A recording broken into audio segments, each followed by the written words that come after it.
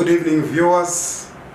Welcome to this program. My name is Dr. Tapiwa Mashakada, the MDC Secretary for Policy and Research. Tonight I would like to discuss with you the question of the new currencies that are going to be introduced on the 11th of November 2019. As you are quite aware, on the 4th of November, the RBZ governor announced that he will be issuing two kinds of Zim dollar notes. The first one will be a $5 note. The second one will be a $2 coin. And the $2 coin will have the same rate with the 2 bond coin, and the $5 coin will have the same rate with the 5 bond coin. This is not a new phenomenon. In 2015, the bond note was introduced against all odds, and we were told that it was going to resolve the issue of the cash shortages. But we as MDC warned that the bond note was going to mute or transform itself into the currency of the day. And that is what happened. But this did not ease the cash shortages, because the bond note was introduced in drips and drabs, what we can call drip irrigation in quotes, kind of disbursement of the bond note. And we were told that it was backed by the Afrexim Bank facility of US $200 million, which we really doubt. But the bottom line is that the bond note did not address the issue of cash shortages. The bond note did not inspire confidence among the Zimbabweans. Hence, the migration from the usage of the bond note to the RTGS. But the problem with the RTGS is that it was quickly devalued, what we call debauched by inflation. Inflation, as you know, by June, it was around 175%. In fact, the government has already stopped publishing annual inflation figures. They are now doing month-on-month figures. The RTGS was debauched by hyperinflation. So again, the public has lost confidence in the usage of the RTGS, because the issuance of treasury bills by the government and the monetizing of the debt has driven money supply growth higher and higher, thereby stoking inflation. So what we have in Zimbabwe, I can say from a monetary point of view, we've got three problems. A problem of hyperinflation. Government has no solution on how to tame the price spirals. The third problem is the currency issue. The third problem is the exchange rate issue. These are the three fundamental monetary or financial issues. On the fiscal side, we have got a budget deficit issue, which is recurrent. In fact, by end of this year, it is envisaged that the budget deficit will be about 4 billion Zimbabwean dollars. So again, we are going into a deficit mode. In terms of the overall macroeconomic situation, we've got a problem of low productivity, low investment, and standard growth. But overall, we've got a political crisis, a legitimate crisis, which has plunged us into a confidence deficit. Therefore, the combination of all these problems is not worked good for Zimbabwe. But from a day-to-day point of view, the currency crisis is now a thorn in the flesh. Government cannot find a permanent solution to this transactional issue. Hence, the introduction of the $2 coin and the $5 note will not ease our problems of one, availability of cash in the financial system. Of course, they are saying they are going to pump in 1 billion worth of this new currency. But that's not gonna solve our problems, because who would want to move in a wheelbarrow carrying $2 coins or two bond coins? It's not practical. In fact, people will not even be excited by the usage of these new notes. They are lowly denominated. In an inflationary environment or a hyperinflationary environment, we need higher denominated currencies. Look at South Africa. They've got a 200 rand note, they've got a 100 rand note, they've got a 50 rand note. I would have thought that since our exchange rate is almost equalizing, why couldn't they introduce a $100 note, a $200 note, to ease convenience for the public in terms of transactions? So I don't think there will be appetite for these new currencies. They don't work in a hyperinflation environment because the denominations are too low. But you can see the strategy. Government has now resorted to the printing press. They desperately need locally minted money so that they can benefit from what economists call seigniorage revenue, the revenue that you get from printing of money. So from now onwards, we are going to see them printing more money to cover the budget deficit. And these little coins and notes, I think, will play the game for them. Again, it is going to stoke more inflation. So it is a strategic move by a broke government, by a cash-strapped government, to resort to the printing press and add more money supply to the financial sector. And you must also understand that, as I have already said, this will not improve cash flow availability from the banking, from the financial sector or from our banks on a day-to-day basis. So apart from that convenience of printing money, I don't see any other material benefit that you will get from these notes and coins. But most importantly, it shows you that there's no solution in sight to our currency crisis, because a currency is a derivative asset. It derives its asset from some value elsewhere. In our case, you cannot introduce a local currency when you don't have productivity. You cannot introduce a local currency when you still have got a chronic budget deficit, which is recurring from time to time. You cannot introduce your own currency or your mono currency if you still have got a trade deficit.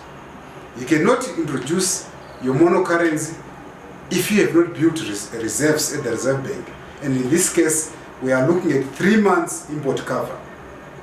So these are some of the fundamentals that should be in place before rushing to introduce our own domestic currency.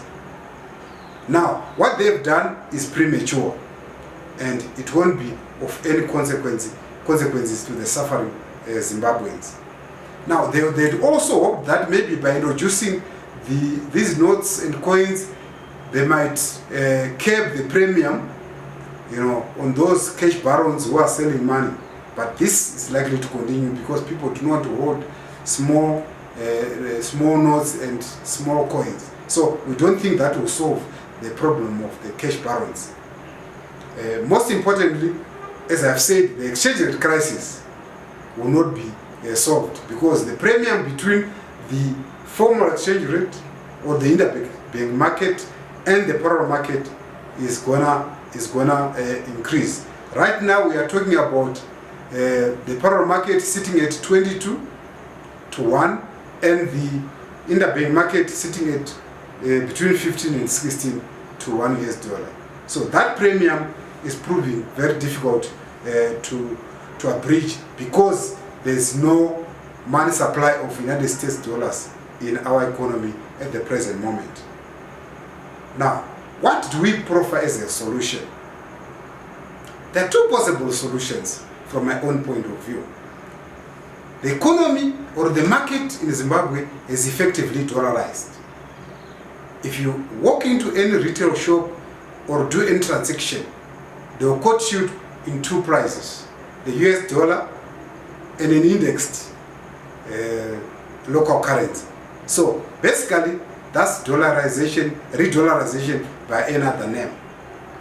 So people are gravitating towards the usage of the US dollar. So these currencies, the local currencies that they are talking about, are no longer relevant to the market, because the market is effectively re-dollarizing. Now, in view of that development, we as the MDC have always proposed that it's better to go back to the use of the United States dollar in order to stabilize the macroeconomic environment, in order to stabilize prices which are out of control. And in case, as I have already said, the market is now trading in US dollars. The alternative would be to adopt the rand as our anchor currency. The beauty of the rand is that we do our trade with South Africa. Almost 60% of our trade is with South Africa. Therefore, the supply of rands will be easily available compared to maybe the current situation where we are struggling to change our bond notes or bond coins to rands and so on. That doesn't work. So in my view, in the view of the MDC, we think we must re-dollarize. But re-dollarizing comes with certain responsibilities. You need to improve Zimbabwe's image as an investment destination so that we can get more inflows of FDI in order to increase the supply of the US dollars. We also need to give incentives to the diasporans so that remittances, which are now at US 1 billion a year, can also improve. You also need to improve the capital account so that we can have portfolio investment on the stock market and also in private equity shares. All these are sources of supply of US dollars, but most importantly, we need to improve export performance so that we can earn more US dollars so that there can be enough in circulation in the economy. But also, we need to plug the leakages through corruption, through externalization, and other forms of leakages that draws the US dollar from the system. So those are the conditions sine qua non for the reintroduction of the US dollar.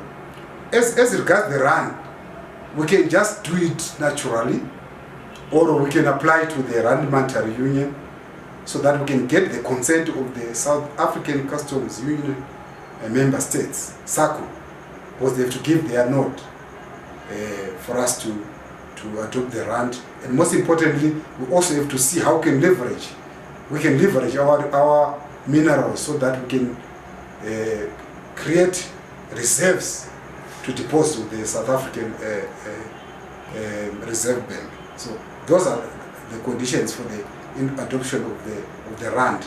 But certainly, the introduction of the bond coins, the $2 bond coin and the $5, Zim dollar note is inconsequential. It only serves the government to gain access to the printing press and, benefit from the seigniorage revenue, as I've already indicated. Now, to wrap up my short introduction, the problem in Zimbabwe is a confidence problem. It's a confidence crisis. Whatever policy government puts in place, the markets are not responding, society is not responding, no one is interested in the uptake of government policies. The traction is very poor, is very low, and so people have no appetite to scrutinize or even implement the government policies because they don't believe government can be taken seriously. There are a lot of policy inconsistencies, policy ambiguities. Today they announce this policy, tomorrow they reverse the policy. Look at the issue of the introduction of the FCAs, where we are receiving different signals Of late, one of the local banks said after 30 days, government will liquidate those FCAs into RTGS, and RTGS is on at the intermarket rate. So there's no certainty in Zimbabwe. So it's a confidence issue, it's a political issue, and we in MDC have got our program called Reload, which defines our roadmap to resolving the current political crisis. First and foremost, the first signpost or pillar of Reload is that let us have genuine dialogue. Right? Let us have genuine dialogue, which is mediated by an independent arbiter, preferably a former head of state. But for that dialogue to take place, we have to exert pressure so that the regime will come to the table screaming and kicking. Both political pressure, diplomatic pressure, and whatever pressure we have, we need the dialogue, a sincere dialogue to rescue the country from the jaws of politics. Then from there, we envisage that as a result or a byproduct of the dialogue, we'll have a transitional mechanism. The why we call it a transitional mechanism is that we don't know what form or format the outcome of the dialogue will deliver. So we call it a transitional mechanism. This transitional mechanism will attend to the current political and economic and social crisis. First and foremost, we need economic reforms. We need political reforms, we need electoral reforms, we need legal reforms, we need institutional reforms. And we need to implement the constitution. Devolution has been paid a lip service. So these are the reforms that we think the transitional mechanism will attend to, leading to the next stage, which will be a free and fair and credible election. To avoid any further contestations, the elections must be truly free and fair and run by a truly independent electoral commission. So that's our brief roadmap as MDC, because we don't think that the current financial or current crisis and exchange rate crisis that we are seeing, we just see them as symptoms of a bigger political problem, of a bigger socio-economic crisis that has to be holistically addressed. It's not easy, there are no quick fixes, but we must just walk that road in order to resolve our economic problems. I think by way of introduction, I have thrown the topic for our discussion tonight. I want to thank you very much for following my discussion. Thank you.